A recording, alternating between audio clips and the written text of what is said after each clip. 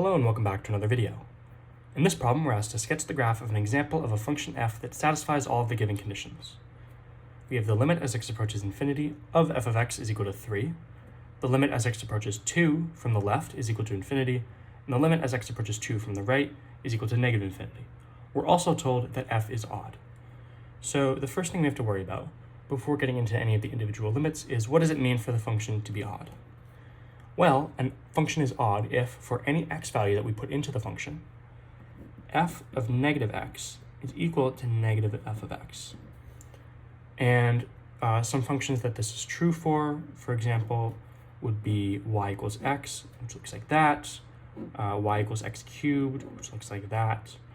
And basically what we can say is this has symmetry around the origin, which isn't the most helpful thing in terms of graphing a function which you're not familiar with, but we will be able to see after we've graphed it that it does in fact have this symmetry. So we are just asked to sketch this function, and we don't have to do anything in particular other than satisfy these three limits.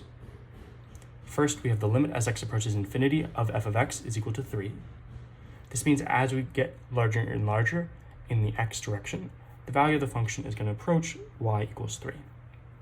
So what we have here, drawing it in very lightly, is a horizontal asymptote.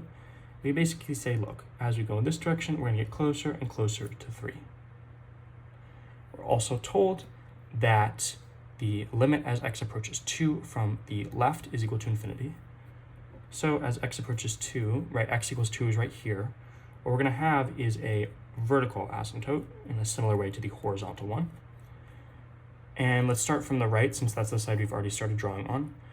As x approaches this value of 2 from the right, the function goes off to negative infinity, which would look something like this. Meanwhile, in the other direction, from the left, it's going off to positive infinity, which would be like this.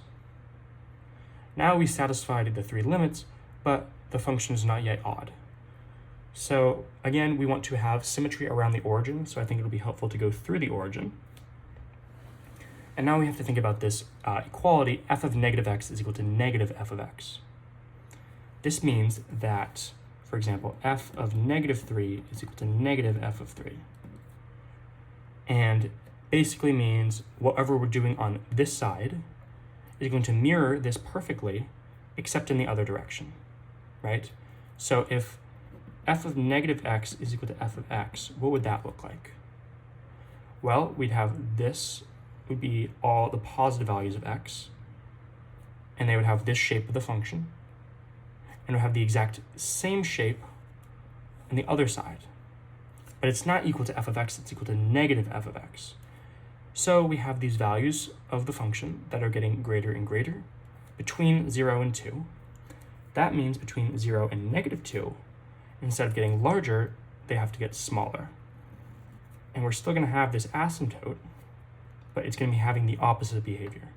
Whereas we get closer and closer to this asymptote from the inside, we can think of it that way. Instead of getting larger, it's getting smaller. That means from the other side, instead of getting smaller, it's getting larger. So as we get closer and closer from here, it would be getting larger and larger. And then finally, what is the remaining behavior? Well, as x gets larger and larger, it approaches 3. That means as x gets smaller and smaller, it has to approach negative 3, right? It's like a double negative. Positive x goes to 3, negative x goes to negative 3. That's going to be our final asymptote here. Again, trying to draw them in very lightly. Basically, the function is going to look something like this. And now, hopefully you can see what it means for the function to be symmetric about the origin. If we had tried to solve this problem immediately from that statement, I don't know how helpful it would have been. So I went with the f of negative x is equal to negative f of x definition. Let me know if you think that was helpful or not. But this is just an example of the function which satisfies the given conditions.